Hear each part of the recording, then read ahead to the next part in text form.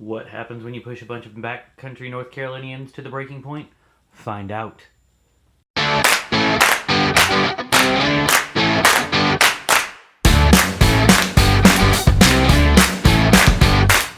Welcome to Learning Stuff with Sprayberry, where we try to make social studies educational, fun, and entertaining.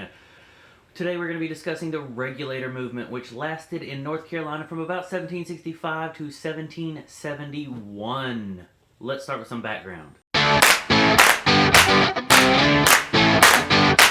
Alright, so let's set the backdrop. North Carolina had been growing as a colony. People were originally from the eastern seaboard of it, and they started to move west. Well, once those settlers started moving into the mountains, they started unintentionally bringing others with them. You started to have merchants and lawyers and upper-class citizens who moved out there, deeming that the county needed regulation. Now, although this isn't enough to cause a conflict, when you mix it with a drought, things change. But how, you ask? Let's dive into this. So this drought caused a lot of farmers to lose money off of their crops. This killed their income. So this drought caused farmers' incomes from their crops to drop, because no rain means no crops. And a lot of these farmers were having issues paying back the debts to the merchants that they'd borrowed from. If I can't grow it and sell it, I can't make any money. Well, these merchants started to use the services of the lawyers that followed them into the backcountry. They began to sue for their debts, to collect on them. Now, paying out these debts caused a lot of farmers to lose their land, their homes, everything they used for their livelihood. And when your life is turned upside down, that creates a whole lot of resentment for the people that helped put you in that place. These merchants, lawyers, and local government banded together to consolidate their power, using the citizens as a base to raise money. This power consolidation gave an unfair amount of power to the local government, to the local sheriffs specifically, who were in charge of collecting taxes. These sheriffs sometimes went out of their way to help collect taxes more than once. In some cases, they actually lost the records of those taxes being collected so that they could come back and collect them again. Now, this extremely illegal tactic was often enforced and supported by the governor of the time, Governor Tryon. Tryon was scared of losing the support of all these local government officials in these small towns that he governed, so he backed their play when it came to taking money and taking advantage of the local citizens. So even worse than supporting the actions of these corrupt officials came in 1770, in which Governor Tryon started building a brand new palace. He built this palace off the tax money collected from those farmers.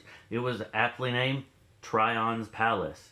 The citizens in the backcountry saw this as a direct slap in the face, so they turned to getting involved. So the farmers and citizens of the backcountry, who were extremely fed up with how this was going, banded together to fight off the abuses that they felt were being committed against them. They formed the Regulators.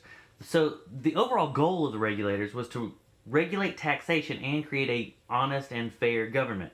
The Regulators primarily operated in Rowan, Anson, Orange, Granville, and Cumberland counties in North Carolina. At the height of their popularity, they were supported by anywhere between 75 to 87% of the local population. It's a pretty big number for support. Good luck finding a politician today who has that kind of support. Now, the Regulators did more than just protest. Their decisions led them to take action in 1768. The Regulators marched on a court that was being held in Hillsborough, North Carolina. They stopped the court, dragged the officials out into the streets, and wanted the judge to weigh in on court cases right then and there. Specifically, court cases involving regulators. Now, this judge is no idiot. The judge decides he can't rule in front of an angry mob, because if he says the wrong thing, it's going to go badly. So what the regulator did was he canceled court, or adjourned it for the day. The regulators, fine. And they kind of left everything alone for a little while. Well, that night, that judge escaped. This set the Regulators off. The Regulators ran through town, destroying both private and public property. One lawyer in particular received the brunt of their outburst. So let's talk a little bit about this lawyer. His name is Edmund Fanning. Now, Edmund Fanning was a Yale Law School graduate. He was a lawyer who sought to destroy the regulator movement. He, like many of the other lawyers in the town, was corrupt.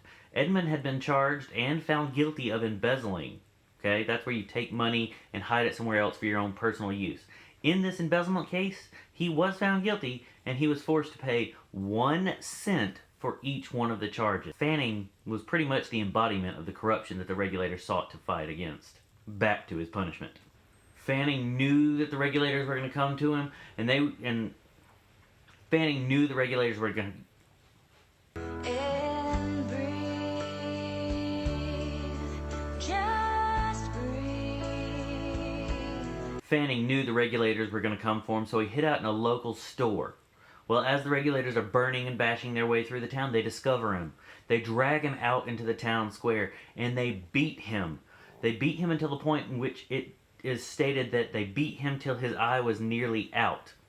After that, the regulators set about desecrating the town, and they began to desecrate this local city government. One regulator reportedly relieved himself upon the judge's chair, and then, to make a statement about what they felt for lawyers, they took the old, decaying body of a slave and set him up in the lawyer's stand. Yeah. So, after they got through with this, the regulators then moved on to Fanning's house. They broke in. They destroyed all the furniture in his house. They destroyed everything that they could get their hands on. Then they used that broken down furniture to light his house on fire. All while standing back and drinking his liquor. Now, as far as a protest goes, it could be argued that their attack on this town kind of misses its mark. Violence and vandalism aren't the best option for making your point known. It's too easy to attribute violence and vandalism to the ravings of a person who's just lost their mind. On the other hand, at a certain point, words kind of lose their power and you have to do something. Do it! About your problems. What do you think?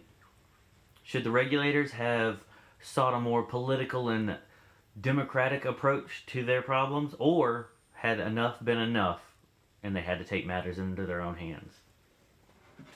Leave a comment down below and let me know what you think.